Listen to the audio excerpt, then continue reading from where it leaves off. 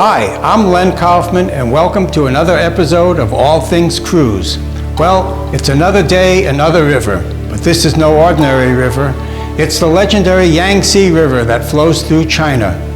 Thousands of years of history have etched their way through these riverbanks, and we will be cruising down that river in comfort on the Jenna cruise ship. Yangtze literally means long river, and the Yangtze is the longest river in Asia and the third longest in the world. Its river basin is home to 1/3 of China's 1.38 billion people. On our first full day of sailing after departing Yichang, China, I took an excursion to an area called the Tribe of the Three Gorges, located in the Jialing Gorge. Our guide was dressed in the costume of the local Tujia tribe, and she provided information and answered questions about the customs and life of this area.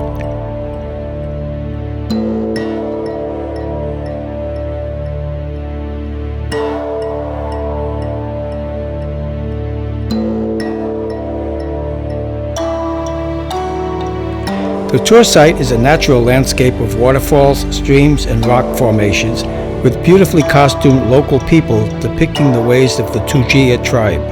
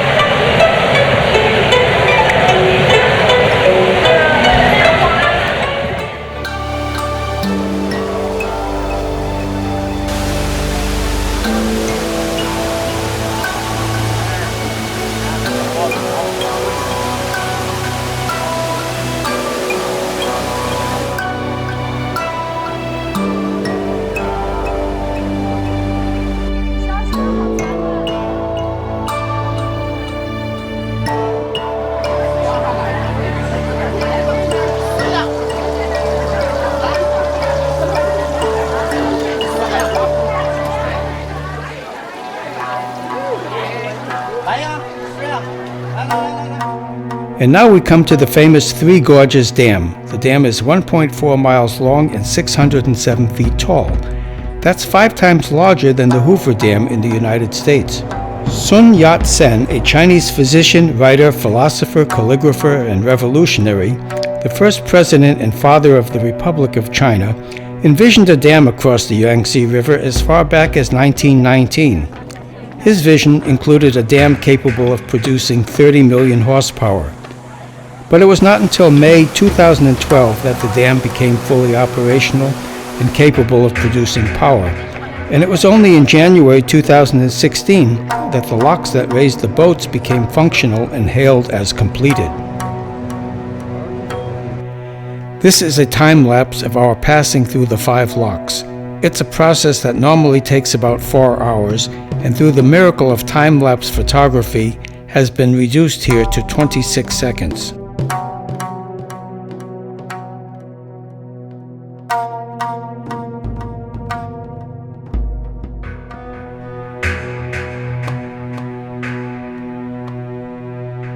The 3 gorges that we passed through are the Qutang Gorge, the Wu Gorge, and the Jialing Gorge. The Three Gorges Dam is located in the Jialing Gorge. As mentioned earlier, the vessel that is bringing us down the Yangtze River is the Jenna. Commissioned in 2009, the Jenna is one of the newest and largest river cruise ships on the Yangtze. It is 439 feet long and 62 feet wide. It has 189 cabins and holds 378 passengers.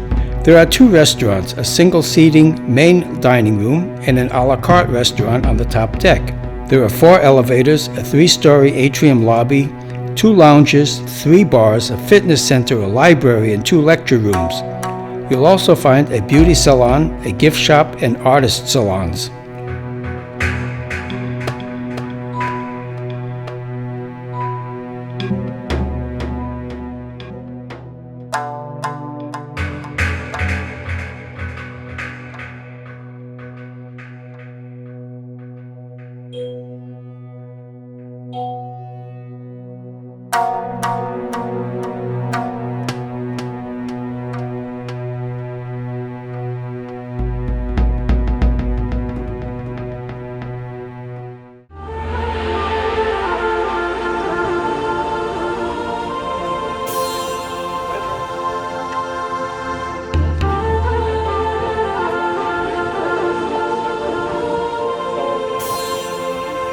We salute with our horn as we pass our sister ship, the Victoria Selina. Our cruise covers a distance of about 355 miles. The area is largely famous for its scenery, history, and culture. It is rated as 5 stars for scenery by the official Chinese government tourism body. Today's excursion takes us to Baidicheng, that hosts a temple on a hill. The name Baidicheng means White Emperor City. Several theories exist about the name, including one that says the area was enveloped by a white mist, giving it a mysterious yet serene look befitting an emperor. Another theory claims a white dragon was seen there, the symbol of the emperor. So the warlord Gongsun Shu decided he would be the emperor and called himself the White Emperor. I'll leave it to you to decide which theory is correct.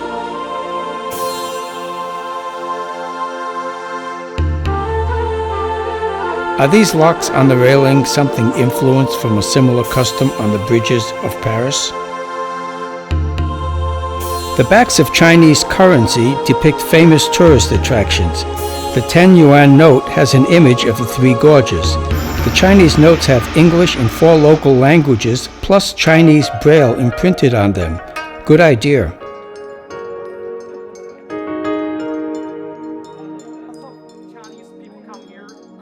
Go through the gorges. I hear monkeys screaming and shouting in the forest. And the last of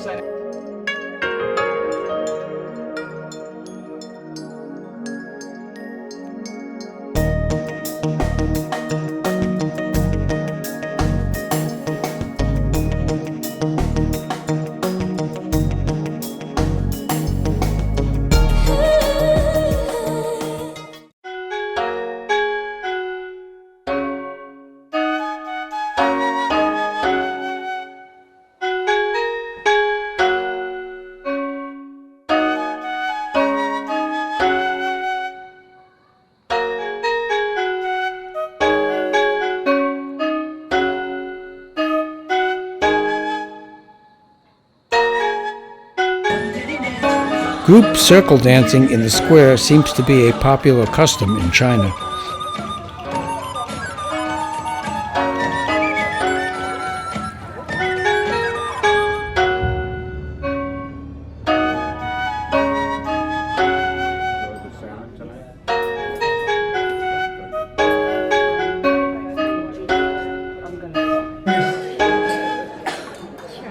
There's plenty of entertainment each night on the Victoria, Jenna.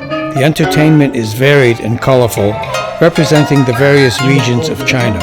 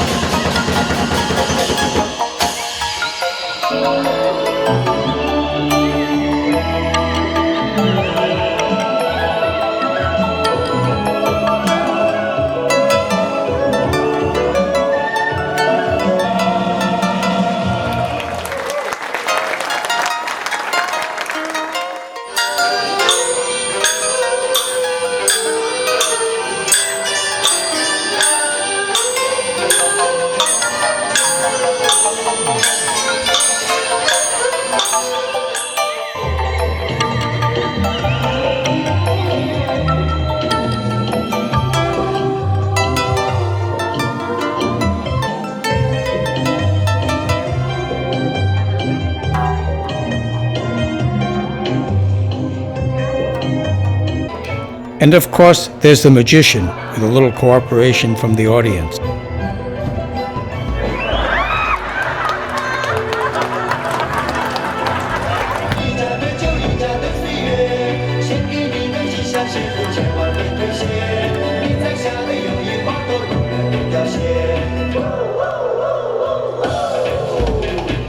We make a stop at Shibozai, which translates literally to Precious Stone Fortress. It's a 660-foot tall rocky hill.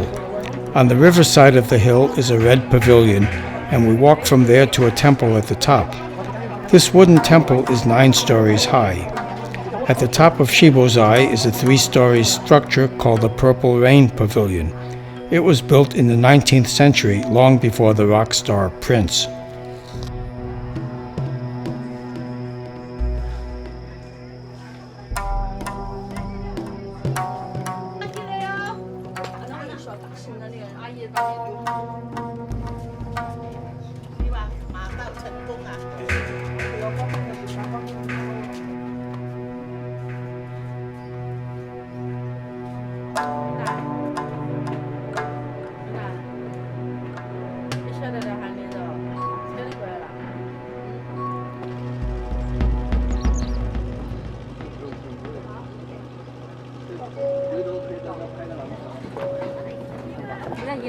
A bridge takes us from the north bank of the Yangtze, but oh, what a bridge it is. Do not try this unless stone cold sober.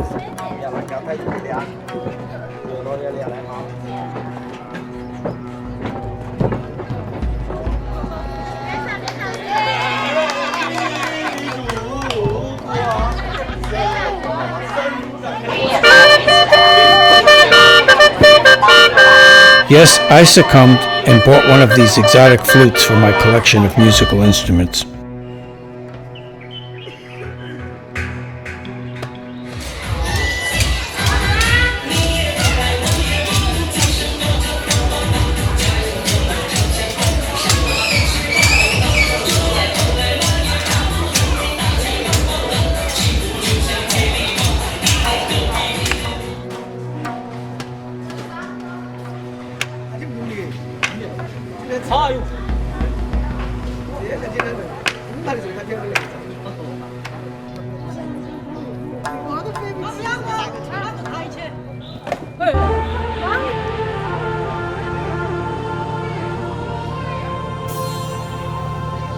Today's excursion brings us to the Fengdu Relocation Village, sometimes called the Red Cliff Relocation Village.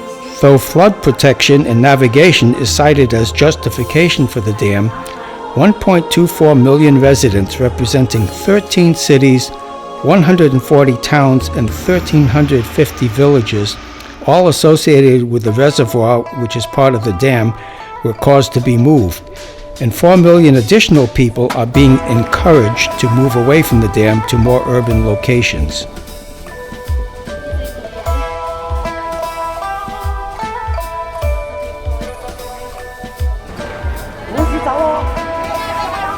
On the way back to the ship, we stop at a local market. Markets are one of my favorite things to visit when traveling, as I feel that observing a market gives us real insight into the lives of the local people.